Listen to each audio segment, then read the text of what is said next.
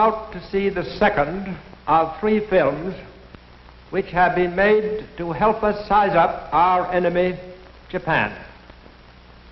To beat the Japanese and to do the job thoroughly, we have got to understand them thoroughly.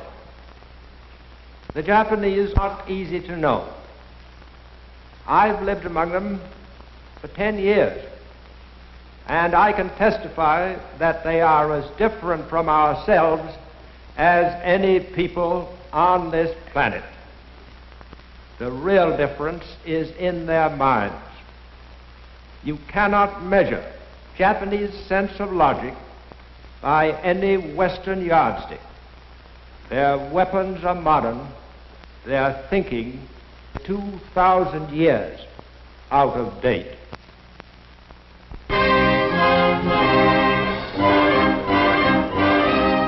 To the 70 million people of Japan, Hirohito, their emperor, is a god through direct descent from the great sun goddess Amaterasu.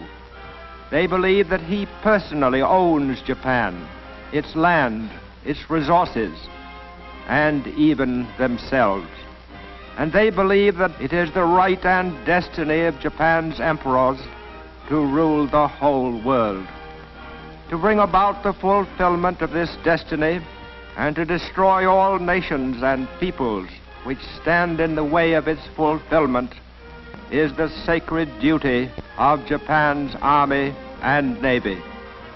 The army of Japan is a well-trained, sternly disciplined force of fanatics steeled to reckless courage by a primitive moral code which assures to every man who dies in battle an immortal life among the Shinto gods.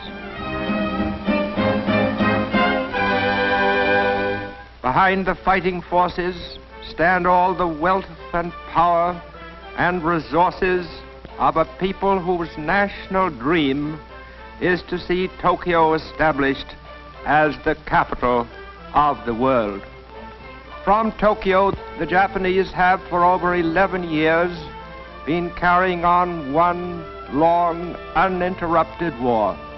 Again and again, Western economists have predicted that Japan's economy must soon collapse. But Japan is stronger today than ever before in its history. An adaptable people, the Japanese have made good use of the inventions and conveniences of the Western world, which might fit in with the plan for world conquest, which is their national obsession.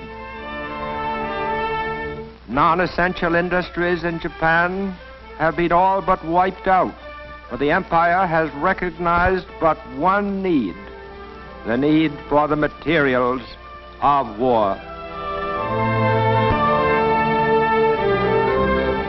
Efforts to hold down prices have failed, and inflation has decreased the purchasing power of the yen. Japan's gold supply is carefully hoarded, no longer forms a basis for her money, but Tokyo's bankers see their turn coming later, when Japan begins exploiting the lands it has conquered. Most eagerly sought securities on the Tokyo Stock Exchange are the shares of government-controlled corporations set up to develop the gold and iron and timber of the Philippines, the abundant rubber and tin of Malaya, the oil and quinine of the Dutch East Indies, all the raw materials needed to make Japan self-sufficient in a war which many of its leaders believe may last a century. Never an inventive or creative people, the Japanese have always depended on the scientific and industrial knowledge of the Western world. And now that they are at war with Britain and the United States, they find their chief source from which to borrow fast-changing production techniques in Nazi Germany.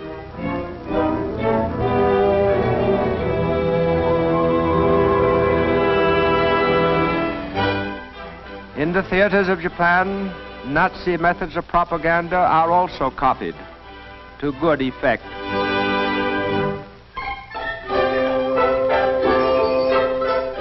The Nazi concept of total war is highly satisfying to the Japanese mind, for throughout its modern history, Japan has been a totalitarian state preparing for total war. Playing their closely supervised part in total war are Japan's metropolitan newspapers, which ape the great American dailies. Before a stick of type can be set, it must be approved by the Army, the Navy, the police, and the Foreign Office. No story or editorial, no picture or cartoon may be printed which opposes the concept of a Japanese-ruled world. Thus, to the Japanese reading public, the progress of their holy war is an unbroken succession of triumphs. Every disaster becomes a victory, and all news is good news. For every channel of public information is being used to impress upon Japan's people that the war is proceeding according to a divinely guided plan, and that the people's part is merely to double and redouble their sacrifices on behalf of the emperor and of their sons and fathers away at the front. Greatest single source of Japan's fighting men is its peasant population, long used to hard work and self-denial. Toiling from before dawn to long after sunset, the farm family accepts hard work and squalor with the unfeeling stoicism of a disciplined race.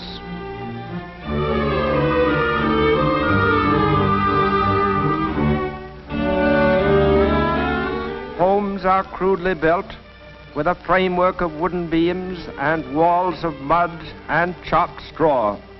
In these huts, Japan's peasants have for generations raised sons to fight for their emperor. There are few luxury crops in Japan today. Practically everything has been replaced by crops which give the greatest nourishment. All grain and rice belong to the state. The whole crop is bought by the government at a price just high enough to keep the peasant alive and working.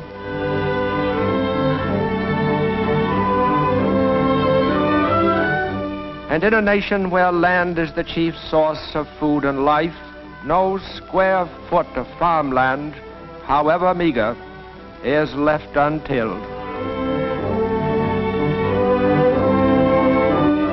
To protect its supply of hardwood, Japan has for years practiced reforestation on a national scale. And today its lumber, like everything else it produces, is going into the war effort in one way or another. To make sure that on the farm not an hour is spent in idleness, no material is wasted. Every rural community produces useful handicrafts.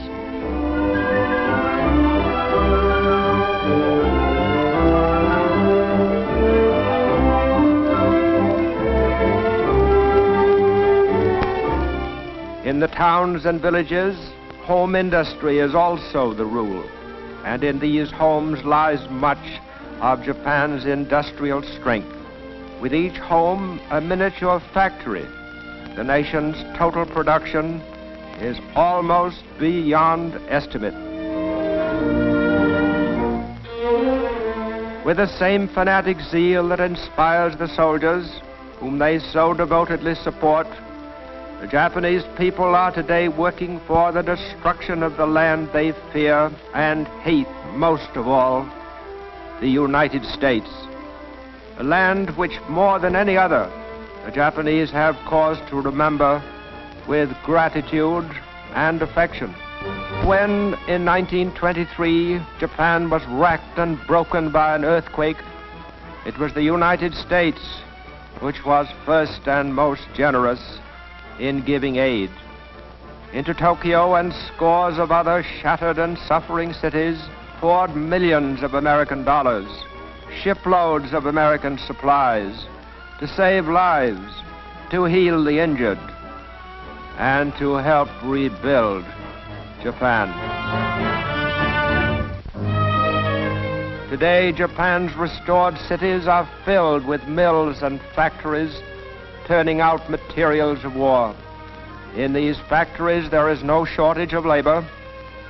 Farms and villages comes an endless supply of girls eager to contribute to the war effort for a year or two before they marry and begin bearing sons for the Army and Navy.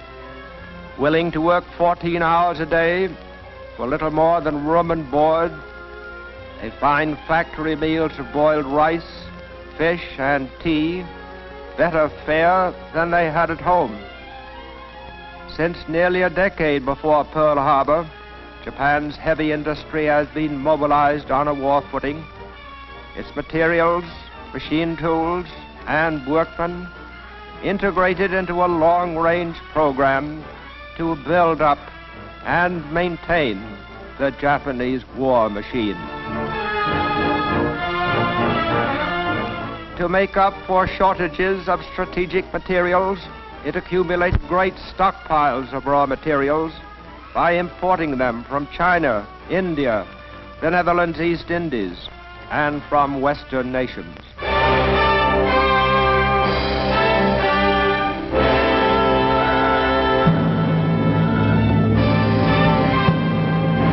Japan's state religion is Shintoism, which teaches that Japan is a heavenly land, protected by their gods, who have even taken the form of a divine wind, which scattered and confounded enemy fleets. Shinto gods exist in rocks, trees, and rivers, and even the souls of men who have died for their emperor are worshipped as minor gods.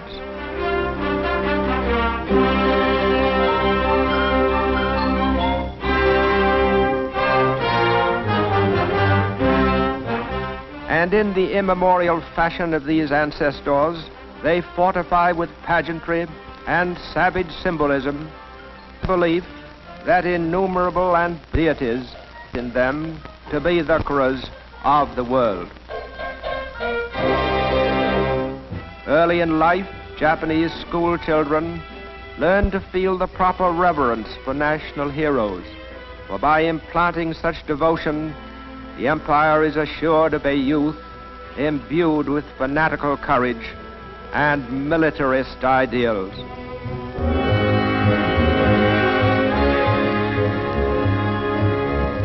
From infancy, Japanese children find their days strictly scheduled to the discipline of total war. In physical culture groups, they harden their bodies and learn the obedience to orders which will make them good warriors in later life.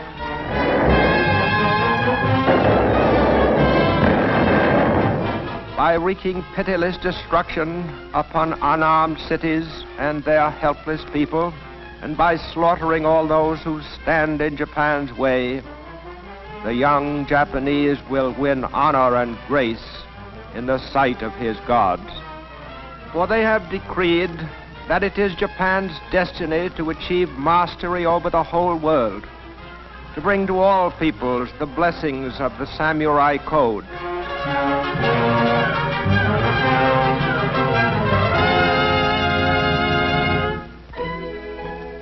In learning to read and write the complex Japanese language of more than 4,000 characters, there is stern discipline for the mind.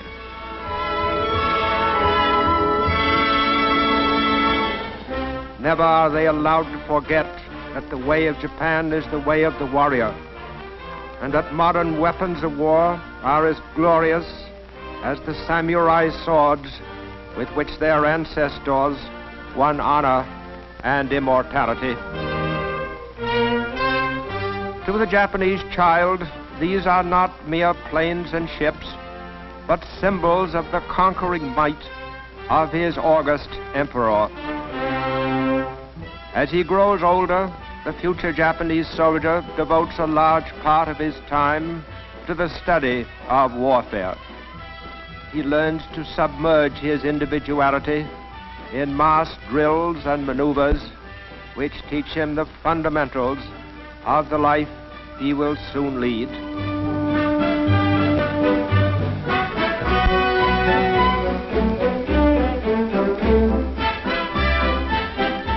He is taught how to handle a rifle under a drill master who is both able and severe.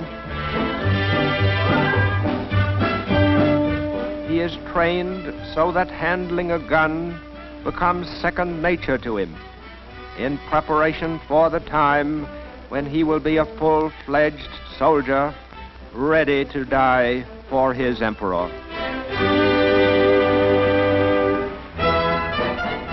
Anticipating worldwide expansion, Japan has for years maintained a school of military government and colonial administration, where picked young Japanese learn the approved attitude and method of ruling conquered people in a conquered territory.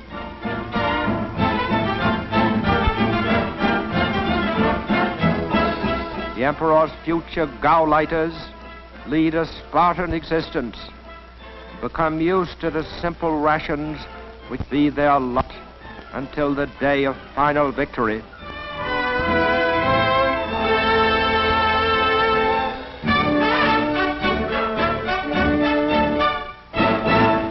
At 17, every Japanese becomes automatically eligible for military service. And on his induction into the army, his years of military training and ingrained discipline begin to serve the nation. Averaging only 5 feet 3 in height and 117 pounds in weight, the Japanese soldier is expected to compensate for his small size by his fanaticism in battle. Under the eyes of an elite corps of officers, the new soldier spends nearly 2 years learning how to take care of himself.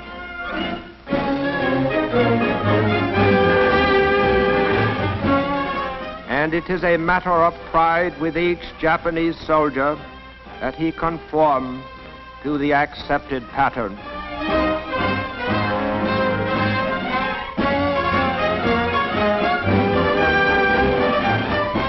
He is taught that the greater the odds are against him, the more glorious will be his death. Building on this foundation of the will to conquer, the Japanese have made good use of the offensive spirit which inspires their people.